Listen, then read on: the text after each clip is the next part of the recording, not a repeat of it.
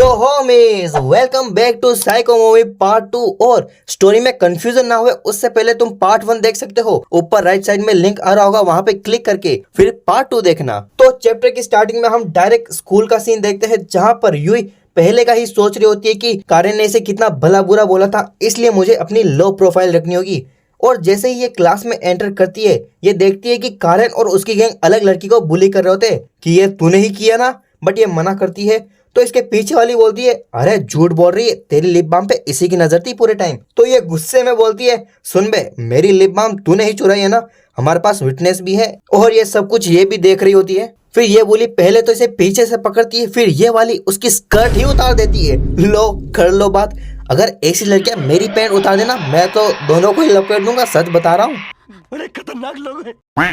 और अभी ये अपने हाथों से अंडरवियर को छुपा रही होती है। अंडरवियर वर्ड अच्छा नहीं लग रहा है, पैंटीज पैंटीज अच्छा वर्ड लगेगा। तो फिर ये बड़े अच्छे से बोलती है, हे क्यों को, आखिर तुझे किसने बोला कि तू ये अपने हाथों से छुपा सकती है? हाँ, तुझे पता है ना तेरे साथ क्या होगा अगर तू मुझे मना करेगी, राइट? इसलिए झट से अपने हाथ हटाकर नीचे बैठ जाती है।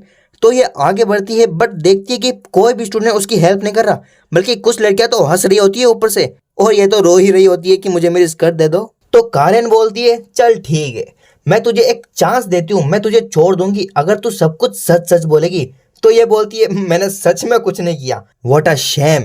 चल अब तैयार हो अपनी पनिशमेंट के लिए, क्योंकि तूने हमसे झूठ बोला है। और ये बोलते ही ये लोग लिटरली वो सेंटीपीड इसकी चड्डी में डाल देते हैं। ये लो हो गई बात, सेंटीपीड को अपनी अंधेरी सुरंग मिल गई। ये जोक तो आशु स्पीड से भी ज्यादा डार्क हो गया। और ये बेचारी डर के मारे वहीं पर अपना सुसु निकाल देती है।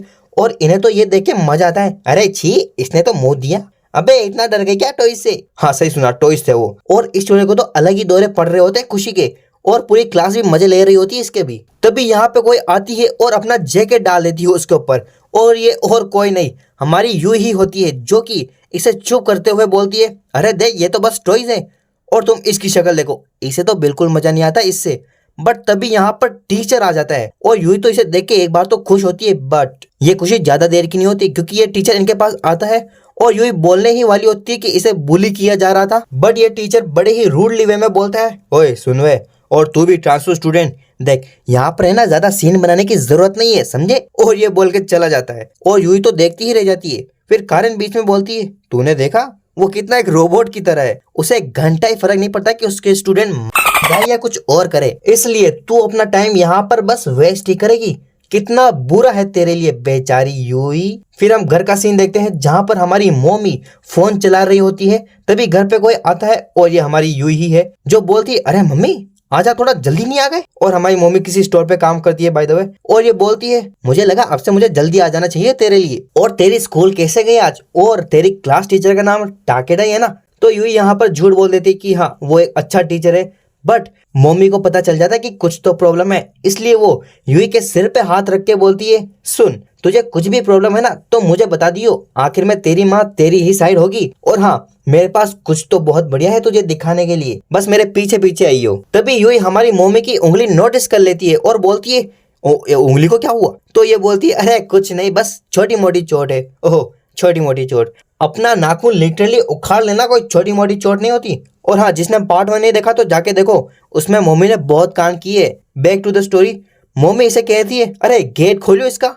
और जैसे ही यूं गेट खोलती है, वो कुछ ये देखती है, इसकी फोटो से पूरा रूम सजा के रखा है। तभी मम्मी इसके पीछे से कहती है, तू अब ऑलरेडी 13 साल की हो चुकी है, अब तो तू खुद का रूम भी डिजर्व करती है, ये तेरा कमरा है, इट्स प्रीटी इजंट इट? और ये कुछ फोटोज भी बताती है कि देख ये तेरी फर्स्ट फोटो, ये जब तूने मुझे फर्स्ट टाइम मॉम बोला था। और ये बोलते हुए पूरी तरीके से पागलों की तरह हरकतें करने लगती है।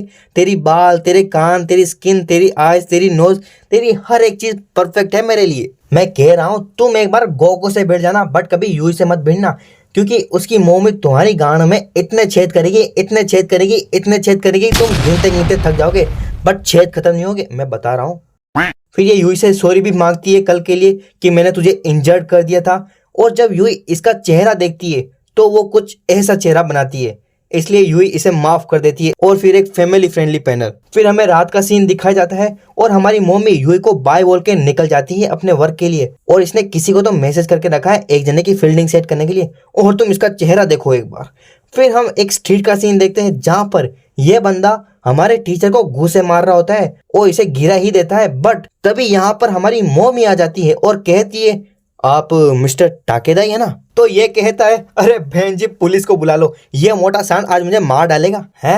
एक तो साले तूने मेरा फोन फोड़ दिया और ऊपर से ये सब बक रहा है। और ये आगे ही बढ़ता है इसकी गुद्दी लाल करने के लिए, बट अपनी मॉमी से रोक देती है और लिटरली अपना सिर नीचे झुका लेती है और सॉरी भी बोलती है और कहती है ये मेरे डॉटर के टीचर है इसलिए मैं इनकी हेल्प कर रही हूँ, I am a mother after all. जिस पे इसका कुछ ऐसा रिएक्शन है। फिर ये आगे बढ़ता है और एक लात मारता है जिसकी वजह से इसका सब खाया पिया बाहर निकल जाता है और फिर ये चला जाता है। फिर हमें पता चलता है कि ये तो साला वो डिलीवरी गाय वालों में से मोटा वाला है और हमारी मम्मी बोलती है वाह क्या परफॉर्मेंस थी। और ये सभी चीजें हमारी मम्मी का ही प्लान था। क्यों? क्योंकि हमारी मम्मी इसे थोड़ा सबक सिखाना चाहती है। फिर हमारी मम्मी इसे खड़ा करती है और ये थैंक यू बोलता है। फिर ये पूछता है आप कौन से स्टूडेंट की मदर है। तो ये यूई का नाम लेती है तो इसे याद आता है कि ये उस ट्रांसफर स्टूडेंट की मदर है। और ये देखता है कि इसकी वजह से मम्मी के कपड़े गंदे हो गए, इसलिए पैसे देने की बात करता है भरपाई के लिए। बट मम्मी मना कर देती है और कहती है मुझे बस जगह चाहिए चेंज करने के लिए क्योंकि घर गई तो यूं ही टेंशन में आ जाएगी। तो टीचर कहता है तो ठीक है आप मेरे घर आके चेंज कर लो, कोई प्रॉब्लम नहीं।